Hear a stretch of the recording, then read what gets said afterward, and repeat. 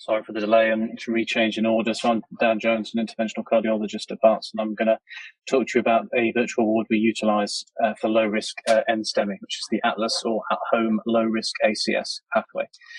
So we know in the UK and worldwide that NSTEMI is a common type of acute coronary syndrome.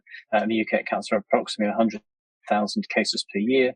This places a significant burden on the healthcare system in terms of significant costs, resources, hospital admissions, and invasive procedures such as angiography. And we know it's important to provide this in a timely manner to avoid adverse outcomes in high-risk patients. But there's considerable variation in the time for admission to angiography for NSTEMI, and many hospitals in the UK failing to meet these targets. And actually, in 2021-22, only 55% of patients were treated within 72 hours. If we look at last year's MINAT report, this is actually a little lower, about 54% are treated within a timely manner, and that's for all NSTEMI. And this means that patients often wait for a long time in hospital, often 5 to 10 days, because it's difficult to prioritise these high-risk patients, as it's a first-come, first-served system. And this means that there's poor patient experience, low satisfaction, and long hospital stays. And actually, in lower risk patients, the benefit to risk ratio of early invasive angiography is less clear.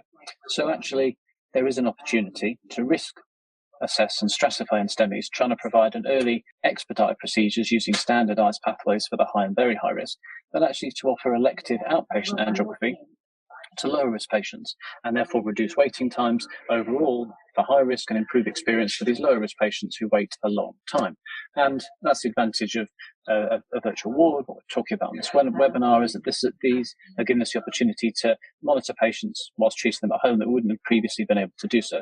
And this could facilitate the discharge of low risk NSTEMI patients, allowing them to wait at home for their coronary angiography whilst being monitored on the digital ward. And this was the premise of the Atlas, or at-home low-risk ACS pathway. So we designed and implemented this novel virtual ward-assisted outpatient angiography pathway for low-risk patients presenting with NSTEMI or NSTEACS. And our goals at the start of this project were to safely discharge patients onto the virtual ward whilst waiting, because this hadn't been done before, to improve and therefore hopefully subsequently reduce waiting times, improve patient satisfaction, be safe, and result in cost savings. And this is just an example. Well, this is the pathway. And at Barts, we serve 9 district general hospitals providing angiography at a hub and spoke model for these acute patients. And low risk patients were identified via set clinical criteria, which I'll show on the next slide, and identified as being suitable for the pathway. And then they were then discharged from one of the referring district general hospitals with an outpatient angiogram date to come back to Barts.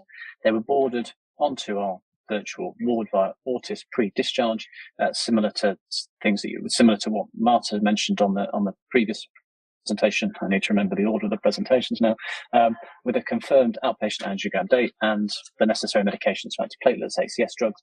And it was ensured that the patients had a good understanding and ability to upload their information and answer the questionnaires.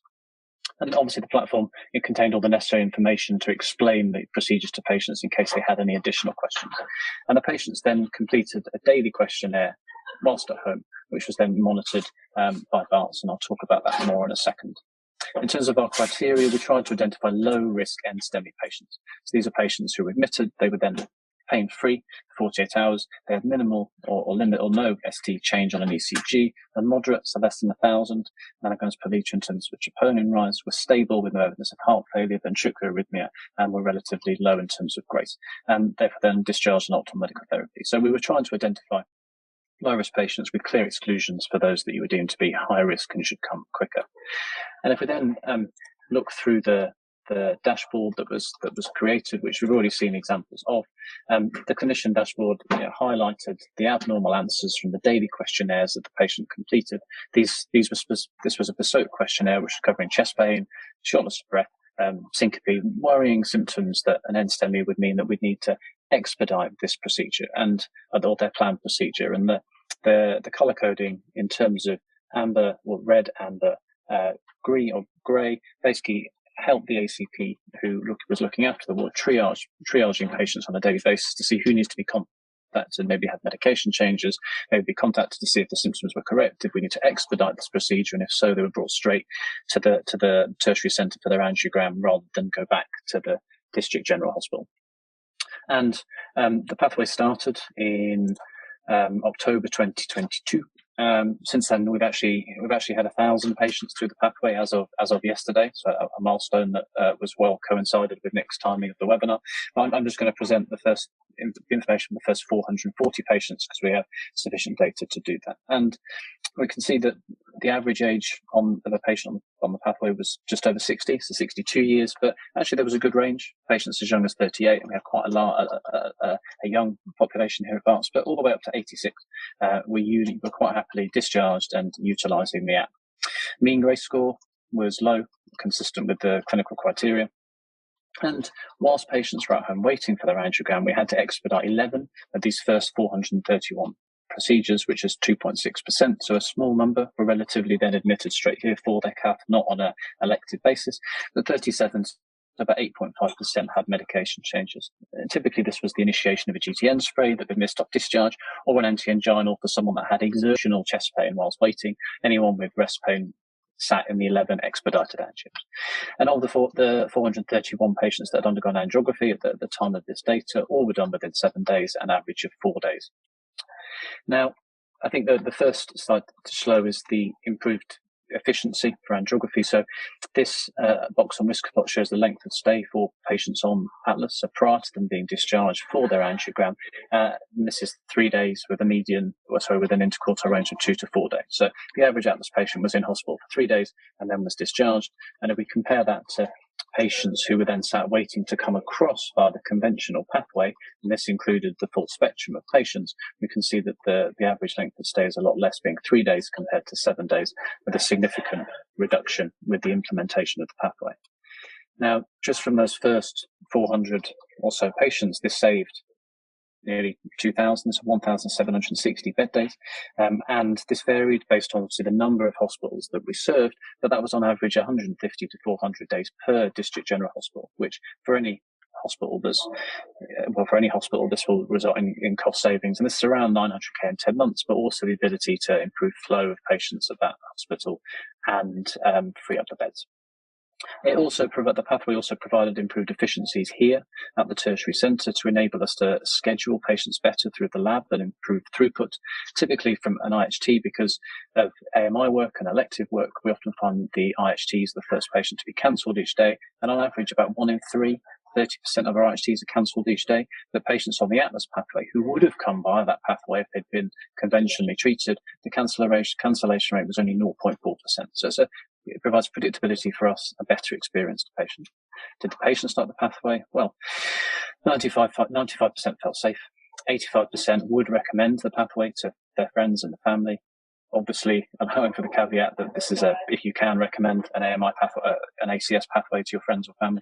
But the majority of patients felt comfortable to be discharged and wait at home.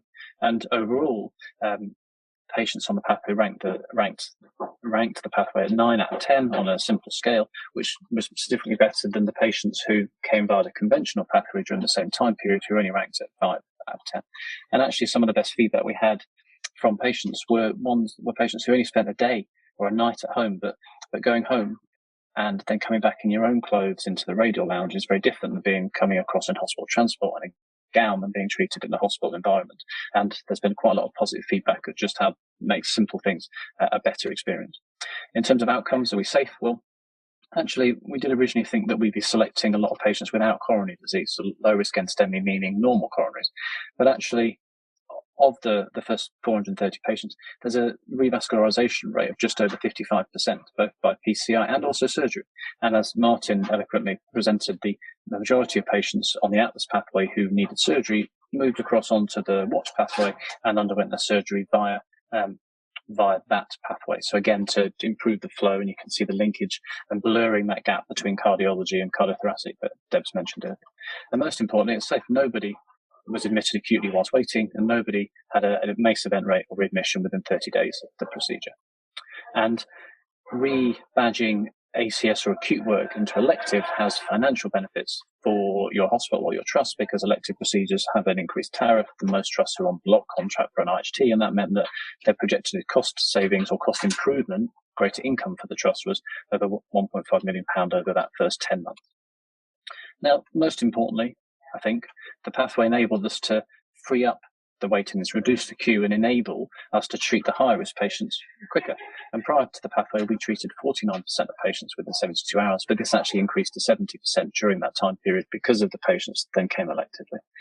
And just to sort of show the spread, initially the pathway started October 2022 within Ortus-iHealth, the 3 district general hospitals, and expanded to the other sister sites, meaning that it's live at the 9 district generals that serve into Barts, so live at 10 hospitals.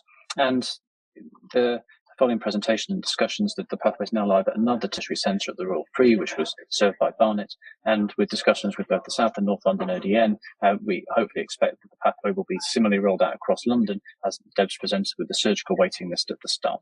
And not just within London, we've also discussed with centres in Essex and around the country, and hopefully Basildon will actually start in the very near future, meaning that the pathway will then be live at 3 tertiary centres and nearly 20 district general hospitals. So to summarise, I think that this virtual ward assisted at-home low-risk ACS pathway provides healthcare efficiencies, reducing length of stay, providing cost savings, reducing cancellations, and helping with follow-up. It improves outcomes, patients are satisfied and happy, it's safe, and actually we see improved outcomes because we're getting this this higher risk patients across quicker. And this, as both the 2 pathways showcased, is generalisable across any tertiary centre or district general hospital that treat NSTEMIs, because 1 in 5 will be low risk and will be suitable to be discharged, wait at home, and have a far better experience. And I will finish there just with my acknowledgements, and thank you for listening now that you can finally hear me. Thank you.